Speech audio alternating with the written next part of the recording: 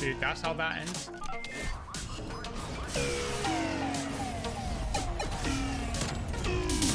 So we're only 10 days into Call of Duty Cold War, and already Treyarch have come out with several patches in order to buff some weapons, nerf others, and I know that a lot of people at the minute are a little bit confused. Which weapons are the best? Is the weapon that they've been using through the early days still part of the meta, and so on and so forth? So what I wanted to put together very quickly is a tier list of the weapons that I would recommend for people to be using right now. Obviously, this could change in the future, and if it does significantly change, I will make future tier lists.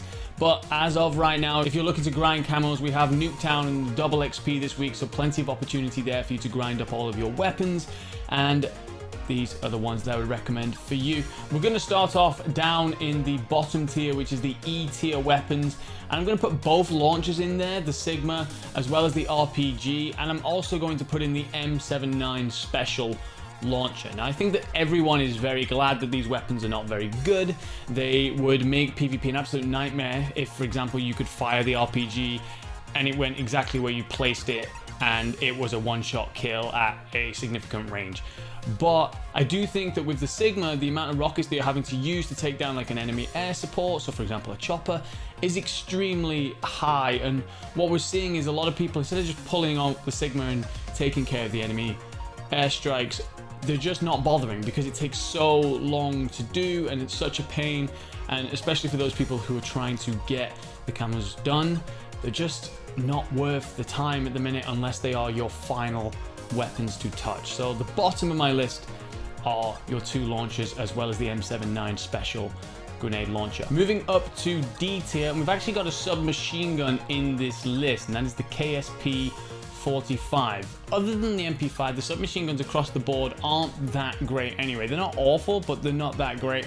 And the KSP is definitely the worst one amongst the list. I know there's going to be some people who are going to be saying, I love this weapon, I've had a lot of fun with it, but majoritively it's just not a very good weapon across the board, and definitely not one that I would be recommending for something like a Nuketown. I would 100% be putting a lot of your SMGs, every other SMG basically, on the board in front of this one, and that is why I've put it down into the D tier. After that, you've got the M60 light machine gun, the M82 Sniper. It's so disappointing to be putting this sniper down there. It's basically the Barrett 50 cal, and it's terrible. So yep, we're keeping those down in D tier. And then you've also got the Magnum pistol as well as the knife. I mean, the knife could be useful on this Nuketown blast because everything's at close range. You could get a couple of kills, but I'm definitely not going to be recommending it over guns. I think that it's in a place which is fine. You can get those one-hit kills with it. You can't really balance it any more than that. It's just never going to be something that I recommend as your weapon of choice. Moving up to C tier, and we've actually got two assault rifles, one of them being the QBZ. This is the weakest assault rifle across the board. I think everyone would agree that this is the one assault rifle that doesn't absolutely dominate as soon as you stick it on. And to be honest, it just doesn't get that much better anyway. It's got quite a bit of recoil, it's quite jumpy, and it also does not have an amazing time to kill or damage output. Meanwhile, the second assault rifle I'm putting in this list is the FFAR, also known as the FAMAS, and obviously this was an A tier weapon not long ago, but this recent patch saw the increase in vertical recoil of 525%, and it was already a weapon that after the first couple of bullets would kick dramatically. You'd often aim for someone's chest and let the recoil take you into the head. So for that much of an increase on a weapon, which I've never seen that much of an increase on a weapon, and I've played a lot of games, I've never seen in one patch that kind of change.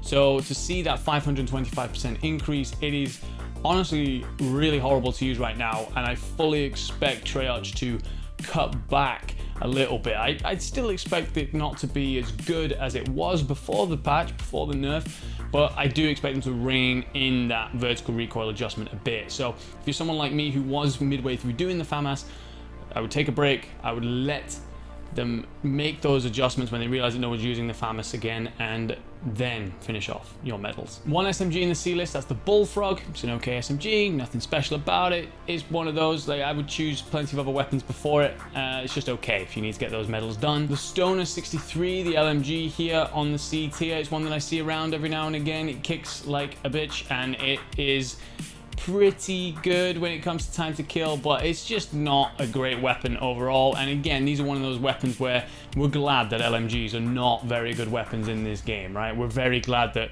people don't have 100 mags and can just spray them across the map for any sort of kill or damage or anything like that. It would make the game extremely unfun. And the last weapon in the C tier is the Hauer 77 shotgun. Shotguns are okay, they're not amazing, they're not special in any way, they're all right, but there's only 2 shotguns in the game, and this one's definitely the weaker of the 2, which leaves it in the C tier. Moving up to B tier, from B and A, these are the weapons that I highly recommend. If you haven't done the camouflages 4, if you haven't done the medals 4, you need to grind out these weapons. I would highly recommend it during this period of time. They're very strong after the recent patches, whether that's because other weapons were nerfed which brought them in a silent buff, or just because they've seen buffs of their own.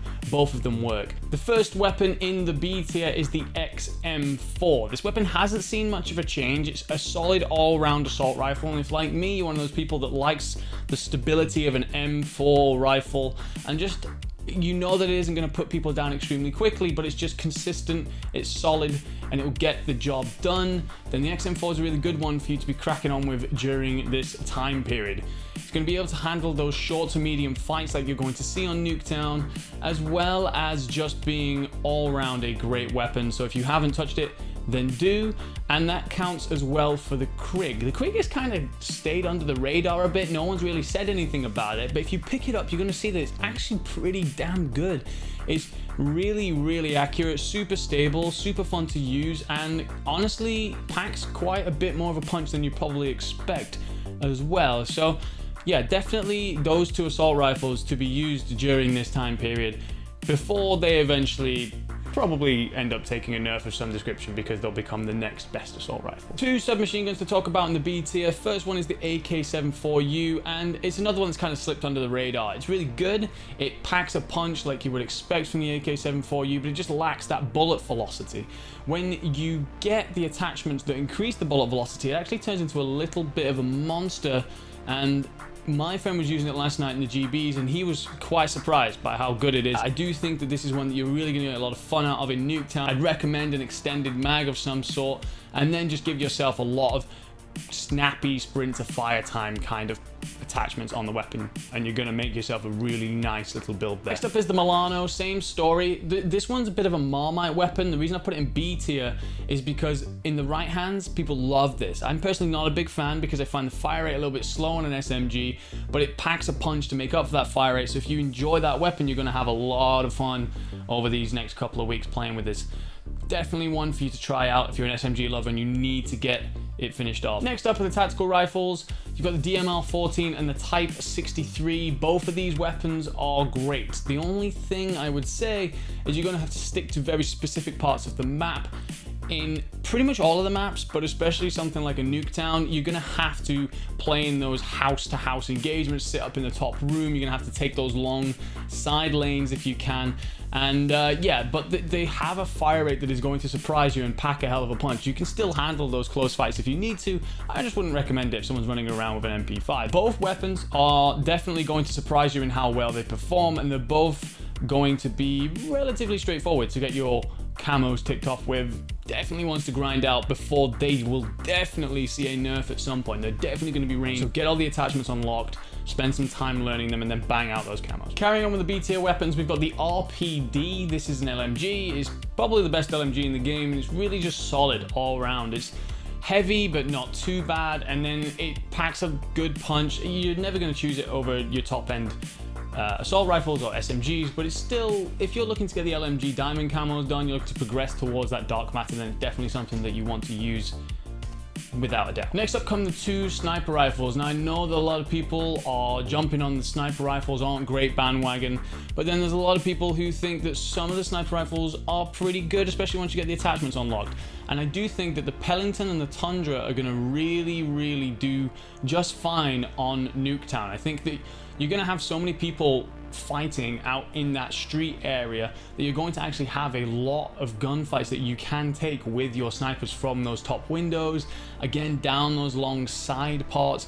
You're going to be just fine. I wouldn't recommend taking fights in amongst the buses or in amongst certain parts of the houses, but generally speaking, I do think that the Pelington Tundra, this is going to be a good place to get a lot of things ticked off. You're going to see a lot of engagements, and you're going to see a lot of them where they're actually going to be fighting each other and doing nothing to do with you. They're not going to care that you're up in the house. They're going to be fighting the people around them instead. And the last two to add on to the camos here for this Nuketown grind period is the 1911 pistol and the Gallo SA-12 shotgun. The shotgun is semi-automatic. It's got a fire rate that is absolutely insane, and range will surprise you. Both good weapons to be using here. Moving to the best weapons on the list. Now, a lot of you might have already ticked these off, but these are the ones that if you have not yet completed, these are the ones that you're going to have a lot of fun with on Nuketown, and you're going to absolutely love banging out the camos here. You're going to have so many options to get all the different engagement types in, including point blanks, including long shots, and you just want to make sure you've got them ticked off here, and then they're not something that you have to worry about in the future.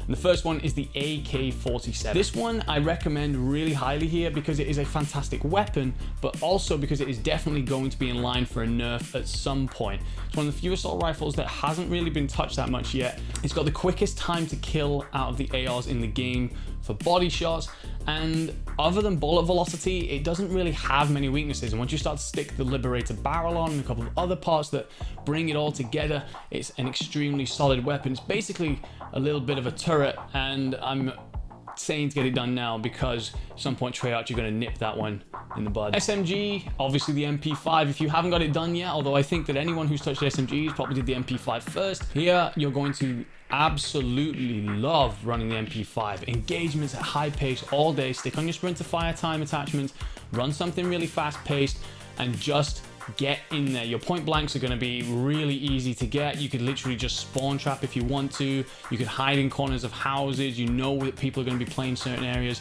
You're going to have a lot of fun running this weapon. And honestly, some of the best builds for this weapon make it extremely busted. Definitely one that's going to be nerfed in the future. Get those banged out now.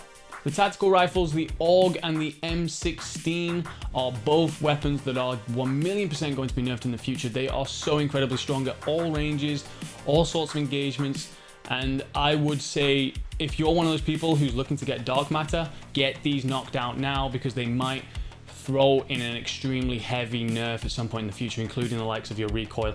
So definitely take those on now. 100% be looking to take fights from those longer lanes like I've been suggesting in regards to the houses, in regards to down the sides.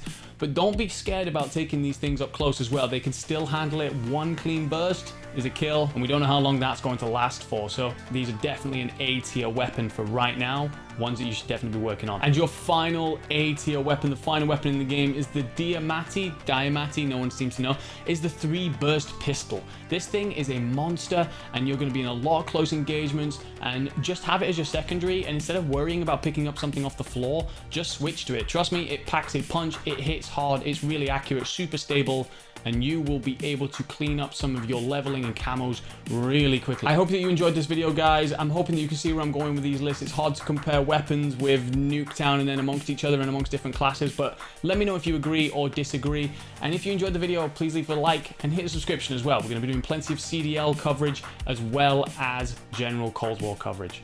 It's been Enigma, guys. All the best.